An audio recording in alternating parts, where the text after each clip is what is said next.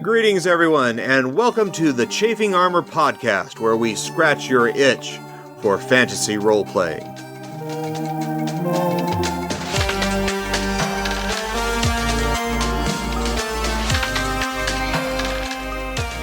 Tonight we are joined by our esteemed colleague, Idly. Would you introduce yourself? Hi, I'm Idly, and I'm excited to be playing my very stern librarian assistant, who is looking for her promotion. Hopefully she will get it on her next job review. Fantastic. We'll see what we can work in tonight. And next we have Izzy. Izzy, would you tell us who you are playing? Good evening, everybody. My name is Izzy. I'm playing Hob Silver-Slinger, the half-elf artificer, and they're feeling a little silly about their glass object collection habit, and the consequences thereof. Rightly so. And next we have Riley. Riley, would you introduce yourself, please? Hi, I'm Riley, and I'm playing Honey Robin, a Plasmoid monk who is always friendly and ready to yap with you. Fantastic. I'm glad you're not Freddy. That is not one of the names we would have picked out for you. And next we have James. James, would you introduce yourself, please? Sure. Hi, everybody. I am James, and I am currently playing Xok of the Feywild, a changeling barbarian who is ignoring everyone and is busy using the flat of his axe to smash glass back into sand. Fun little hobby right there. And finally, we have our regular dungeon master, Mike. Michael, would you introduce yourself, please? Hello, everybody. I am Michael, and tonight I am playing Willowand, the wood elf druid. And much like Obi-Wan said about Darth Vader, poor Willowand, he is more glass than elf now, but he has survived to another day. Fantastic. And so last time we had a great battle between the Scion of Bakrug, a creature from the outside the normal dimensions of space and time in the material plane, that came and apparently was sent to assassinate the Great Librarian.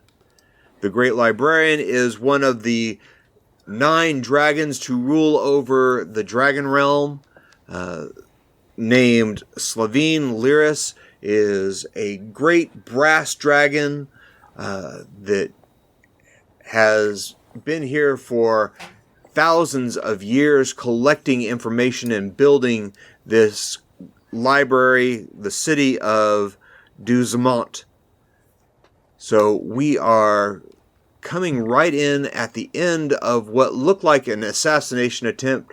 Briefly, Hob was thought to might have been an accomplice to the assassin, but the Great Librarian has assumed that you were not sent by the King of Dragons to assassinate them, and you all, as James has said, are surrounded by pieces of glass that is being crushed down into sand. Is there anything you all would like to do or say before the Great Librarian gets busy? Sorry. Just looking around the wind wall and thunder waves and what it's done to the library, and just watching. There's like little papers floating down to the ground, and just sorry about that. This is going to be such a terrible mess to clean up. And Faye starts casting prestidigitation on the glass to, like, sweep it to the side. She just looks like she is just really grumpy about this whole situation. And you Xok see chases, several Xok other chases librarians. the glass off to the side and smashes it as it's moving away. You see several other younger librarians that are doing the exact same thing that you were doing, Faye. They're putting books on shelves and casting prestidigitation to repair and mend also to fix bookshelves and repair books. I will begin assisting them doing my mending, which is sort of an offshoot of my druid craft. There's one thing that I'm good at is wood and things that used to be wood. And so any of the papers that are torn, I take the book, and as I close it, you can see just like a few little vines sprout out, and then they mend back together. And I just keep kind of whispering, sorry, sorry. Hob kind of looks back and forth like, oh, am I supposed to be doing things? Is probably what their internal monologue is right at this moment. And then they slowly, reluctantly go over to like, you know, a shelf that's got a little glass case over it and starts repairing the hinges on it. That definitely got destroyed from their thunder wave. I don't know, that glass case might be another monster, so Xok should probably destroy it. What? Glass break? No, Xok, no. It's actually halfway through, like the hinge, they look over at the dragon and they ask, I do terribly apologize for the indiscretion, you great librarian, but, do you happen to have any healers in this establishment, or healing items? And so the great librarian looks around and looks at you and sees those of you that are helping to repair things and kind of makes a huffing noise and reaches down and pokes a claw into the front of your chest, not violently, but touches you, and you feel some healing magic go into you for 4d8. And so that is, you get 16 points of healing. That is quite refreshing. Thank you very much. Hob keeps getting more British. Of course. I don't think they started British. It's a curse. It's eating him alive. Mm-hmm. It's, you know what it is? It's hanging out with these elves. You're picking up like the elvish accent. Oh man, you always hate to see somebody who goes to Elfland and they come back with an elf accent like, oh yes, I've always talked like this, and you don't understand. Excuse me. Yeah. I'm standing right here. Excuse me. I'm standing right here.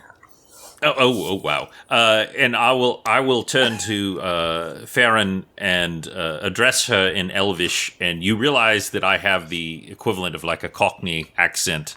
I am the woodest of wood elves. And I say, dear library mistress, we are so appreciative of your assistance. Might we have your name? Oh, it's Farron Shedra. Farron Shedra. We of course have come at the bequest of the great dragon rulers in order to find out more about Bakrug the Defiler, whose name you heard come from this accursed creature, and you can see that we are very much opposed to it. And I wanted to know, while of course we seek the guidance of this great librarian, is there anything that you know that you might be able to help us with? Oh, well, let me think about that. Does she know anything about this individual? Roll me either an Arcana or History right. roll. We're going to go with Arcana.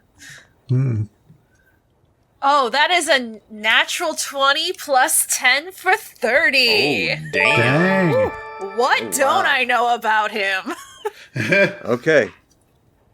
So since you are one of the more senior librarians, and as Willowand is introducing himself and his Cockney accent, and it translates in Elvish to Dick Van Dyke,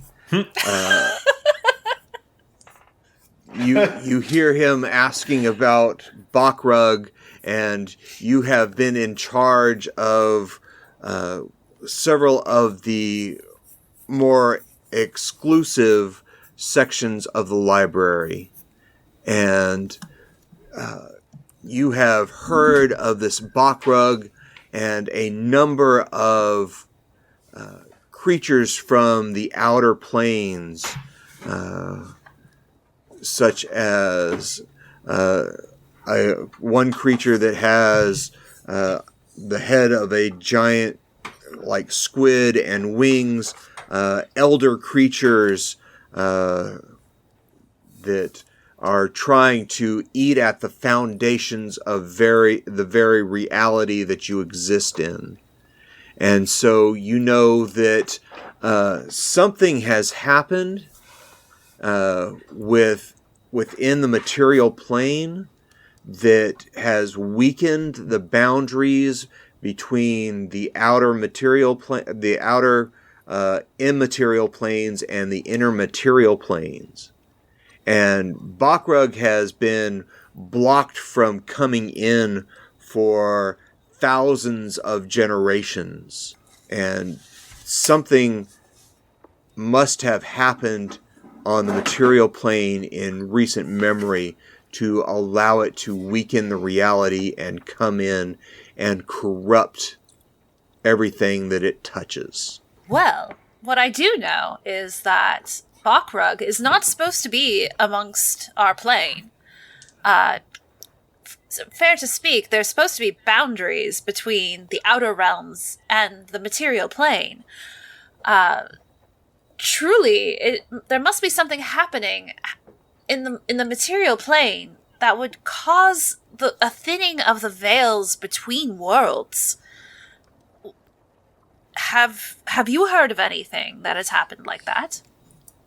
And the great librarian is looking down to you as you are giving this information and nods at you that you have it correctly, and speaks that recently one of the progenitor dragon gods has ceased to exist. Oh, that might do it. One that went by the name Falazure. In a related death, a goddess of the Drow elves has died. Oh.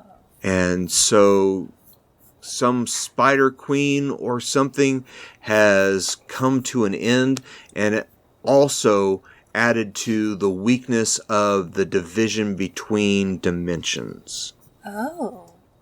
Yes. That would account for the thinning of the veils between worlds.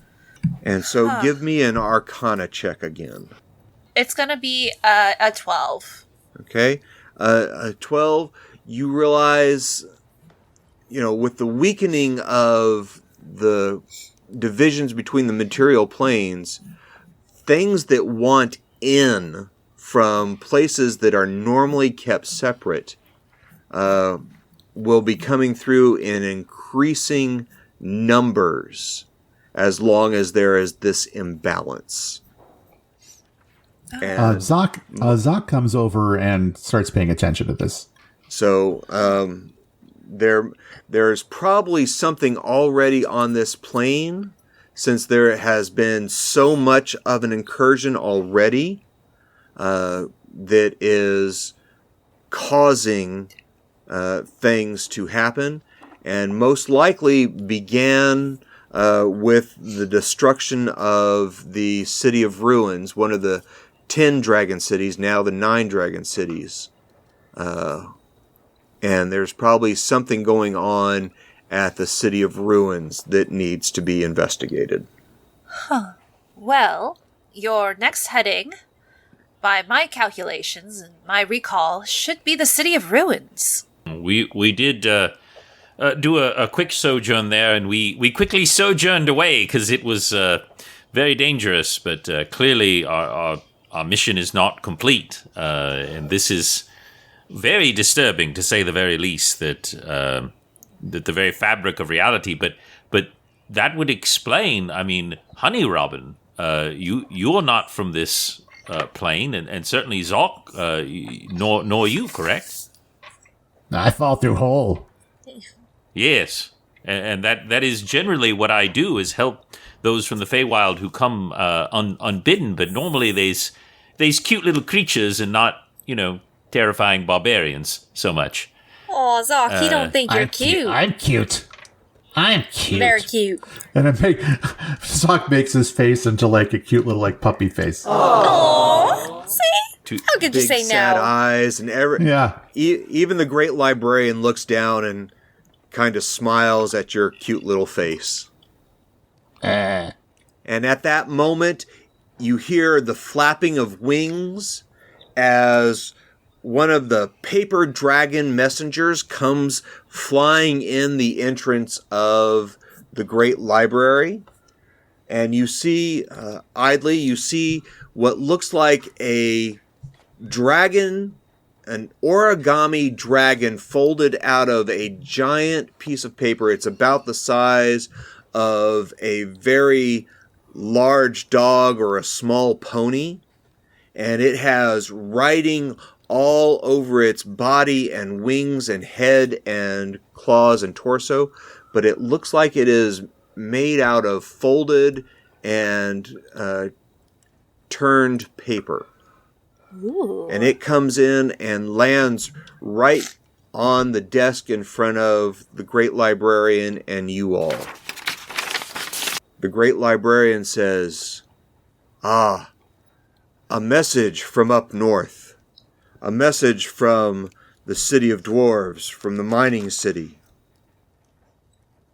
And the messenger describes what happened in our last few episodes of the Onyx Portal, where a mass of these centaurpedes, these creatures with humanoid bodies, the heads of centipedes, and then the tail torso of giant centipedes, had invaded the city and opened a portal to try and bring things through from the outside.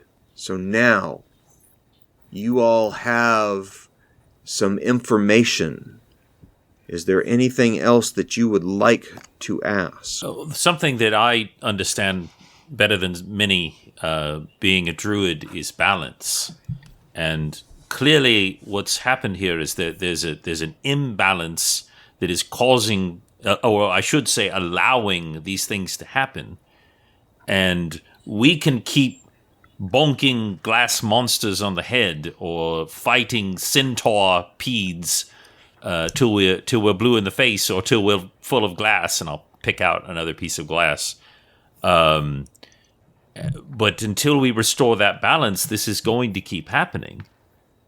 And what I don't know is how do we even go about restoring it? If it was a rot that was going through my forest, I would know how to, root it out and how to start planting anew. But I don't know how to close material planes when they're damaged or when gods leave vacuums and power. And so the great librarian looks down and nods at you sagely and says, "You are very, very wise. Go out to the bookshelves, Willowand of the elves, and pick out a single book at random and bring it to me." And you see her cast a spell upon you, and it feels like you might be lucky. I've never felt that way in my entire life. Do you want me to roll anything, or? Yeah, roll me a wisdom check. All right. I am a druid. Straight wisdom. Oh, it's just Willowand's not his session. That's a 7 for so 10. Okay, so you go out to wander among the stacks. You start out crunching over glass, and you start to wander through these shelves, and you're looking at the bookshelves going this way and that, these great curved shelves. and you see librarians to the left and to the right, younger ones and older ones that are cleaning up and staring at you.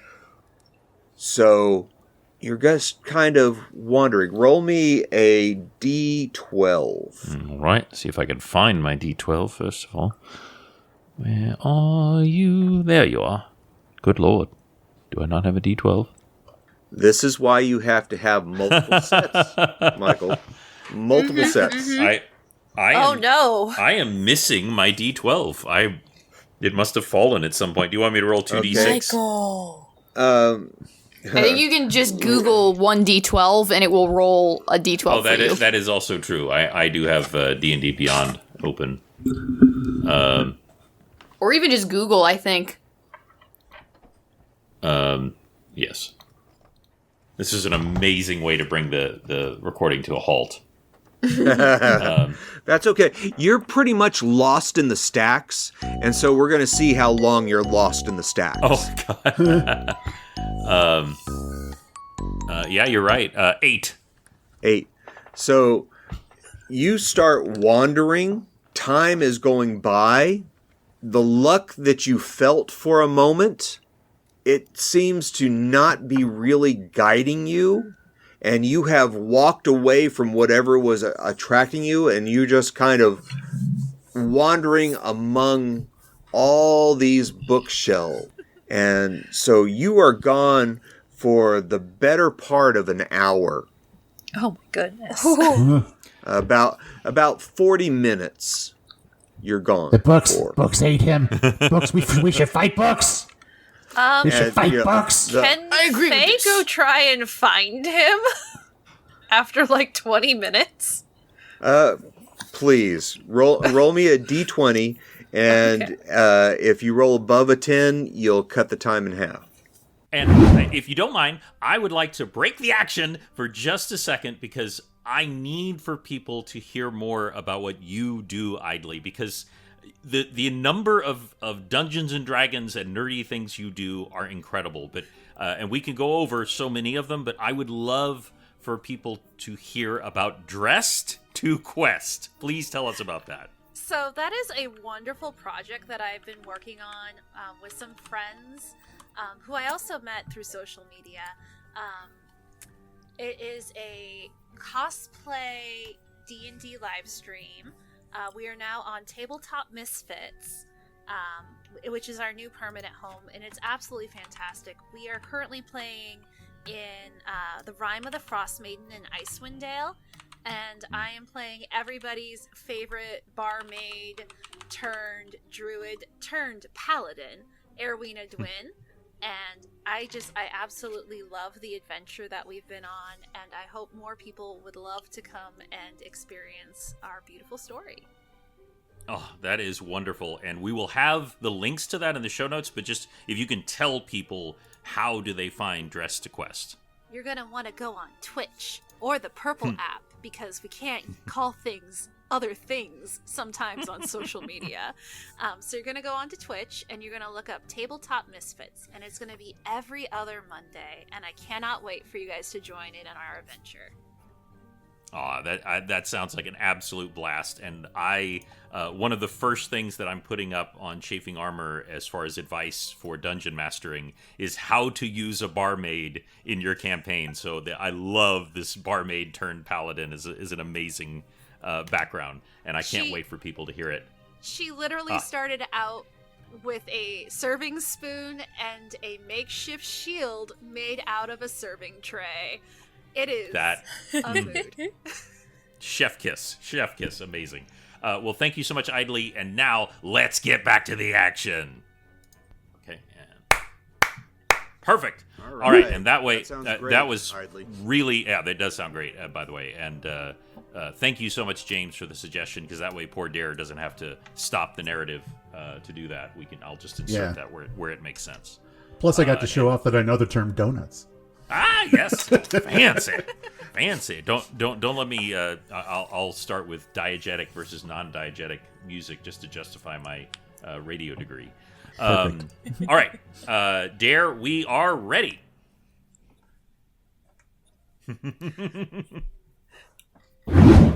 Okay. It's worth a shot. No, it's a 4. So... $5. Where did he... Where It's a did big he go? library. He's wandering around deep into the back shelves. There are doors that he just kind of wanders through. Michael, roll me a... we'll have fun with it. Roll me a D20 survival check. Sort of like dungeoneering to figure out whether or not you can find your way back. A 15 total. Okay, so you realize, time is passing, and you finally come to your senses and say, maybe I need to go back the other direction. And so after about 20 minutes, you turn around and you start heading back in the other direction. And then you run into Faye, who says, what? Where did you go? Like, what?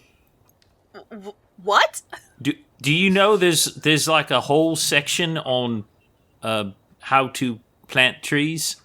Yes. Did you get lost in there? Did you decide to read other books? Like, what was that? I don't know exactly where I am right now. This is only... I've come to the library before, like with us, to ask things of the Great Librarian. I've never been in a library before, and it's a little overwhelming. All right. Well, can I assist you in finding whatever it is that you are trying to locate? All right. At that moment... And she's going to give the please. help action. Okay. At Dare, at that moment, what I would like is whatever luck is going to activate. Willowand always has a pair of wooden antlers on his head that aren't super big, but they're big enough. And I would like one of them to snag on whatever book whatever it is he's going to get. They're going to snag on this at this moment. That sounds great. So right next to you, you both are starting to walk down the aisle, and your little antler is right there, and you turn your head, and it snags on the bookmark cord of a large leather tome. Oh. And gets caught. I literally fall over because I wasn't expecting that, and I pick up the book and hold it out to Farron and say, "Can I check out this one?" And the book falls on your head as you fall on the floor. And Farron, how do you react to his mistreatment of the books? With general disdain. Just... She doesn't seem thrilled, so she's gonna lean over and pick up the book. You hear in the distance, $5. All right, so you pick up this book, and it is about an ancient incursion in fairy tales of monsters and creatures from the shadows and the dark. And so if you take it back to the librarian, the Great Librarian, maybe you can make some progress. Well, let's take this back to your whole group. Many hands, lighter work.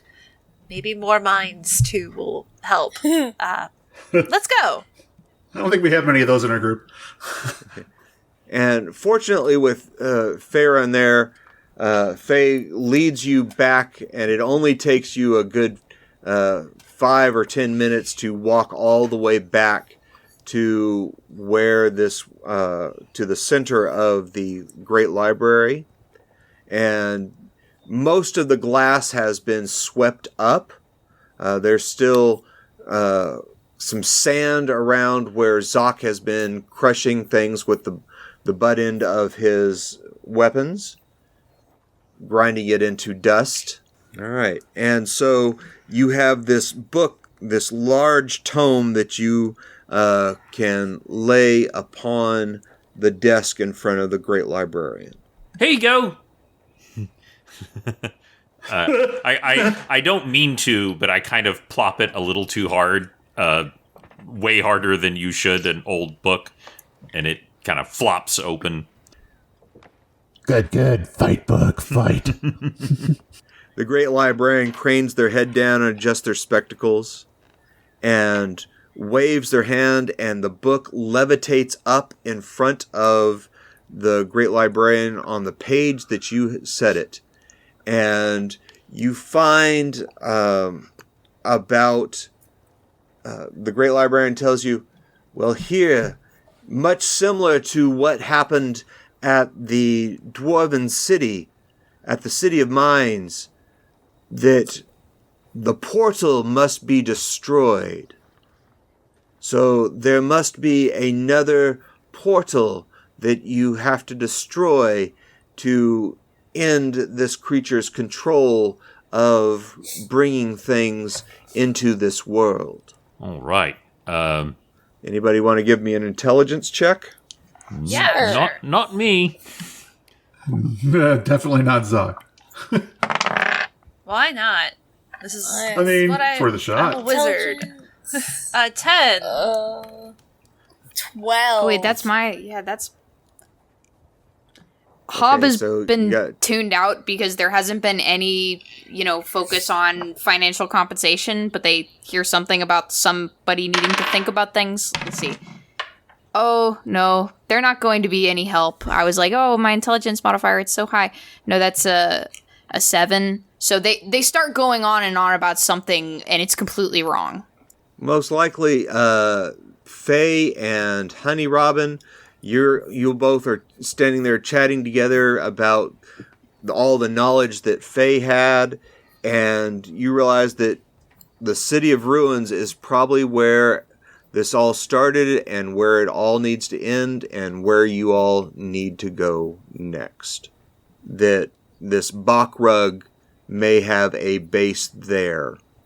So as you all are talking, the great librarian goes, well, it sounds like you all have your job ahead of you. And to help you with this, I will give you what I can, what we have here in this library. And so she goes to Faye and snakes their head way down to you and says, Honorable Librarian, would you go and get me the silver chest from back behind storage room 3? Oh, yes, I'd be more than happy to. And how long has it been since her last summons, or since the fight? Well, I've been lost for a while, so... It's been about 35 minutes. All right. Puck? And she claps her hands, and he's been, sweeping, in the background the entire time with, a little broom. You're going to come help me. And the little summons drops his broom and is going to, follow after her, and he's going to carry it, because she isn't going to carry the silver chest. Are you nuts? No. That's what we have hirelings for. Yeah, there's little library carts for shelving books and moving things around. Mm-hmm. So you easily have him go and pick that up and bring it back. And he opens this chest. And inside are several scrolls. There are several scrolls and books inside this chest. And with a wave of their mighty claws, the great librarian summons with telekinesis these things out. And they float down in front of the group, including you, Faye. Mm-hmm. And so the first book or scroll goes to Hob. Yes. And you are given this scroll that when you open it, it will give you a 24 hours of an extra action whenever you are involved in combat or in some something that needs you to do things. Beautiful. Okay? So if you read that scroll before you go into combat, you'll get an extra attack. And the next one is for Willowand. Aye. And it comes down to you, and for 24 hours upon reading this, you can cast an extra spell. Ooh. And Honey Robin, you get a book, and once you read this book, if you spend a significant amount of time reading this book, it will increase your dexterity by 1. Ooh. And finally, to Xok, she had started to float a book down to you. He raises his axe. But she looks at you, and instead It's like a pop-up book or something. Pulls it back into their hand and presses both claws around it and says an incantation, lowers down between 2 great talons a vial of bright blue liquid. Blueberry. And says, "Mighty warrior, when you drink this will give you the strength of a frost giant for 24 hours. Okay. Oh, okay. All right. Okay. This is to help you with your upcoming challenges." Thank you. Thank you. You are very, very welcome. Thank you for protecting me from this horrible creature. I saw how you finished it when I was almost incapacitated. I like to shatter things. I imagine Xok is just covered in a fine powder of glass right now. Yeah, probably, yeah. It's just sand by this point. Yeah. They've been having glittering slightly. Yeah. And finally to Faye, she turns and goes, "You have done well. Here is a silver bookmark." And a tiny silver bookmark. It has it's a long rectangular bookmark with a snowflake embossed on one end. Ooh. And she says, "You have done such a good job. You may have a day off this week." A day off? What will I do with a day off? I don't know what one does with a day off. "Well, child, young one, maybe you should not spend so much time in the library." Where else would I spend time? And so, you all have been here a very brief amount of time and gathered a large amount of information, including the battle and war that happened to the north. And now you all are being called back south. So you gather your provisions and you head back to the Fancy Guppy, armed with the information and these magic items that have been presented to you, as you prepare to head south to the City of Ruins. And that is where we will end this episode of the Chafing Armor podcast. Woo! Woo!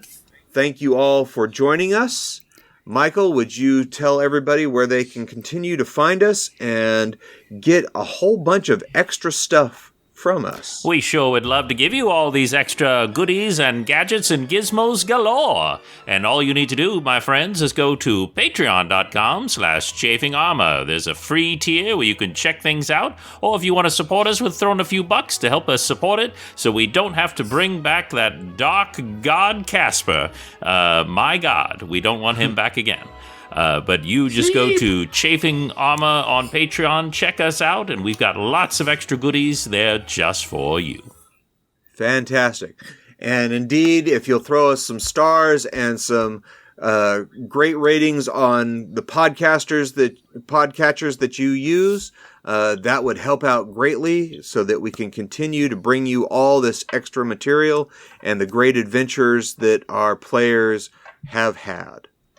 Again, Idly, thank you so much for joining us. I hope you had a fun time. I had a great time. And now Faye has free time. What is she going to do with it? What will she do with that? Maybe take up jazz aerobics. But instead of jazz aerobics, can you tell everybody real quick where they can find you online? So you can find me in several places. You can find me at your local library. No, you can't.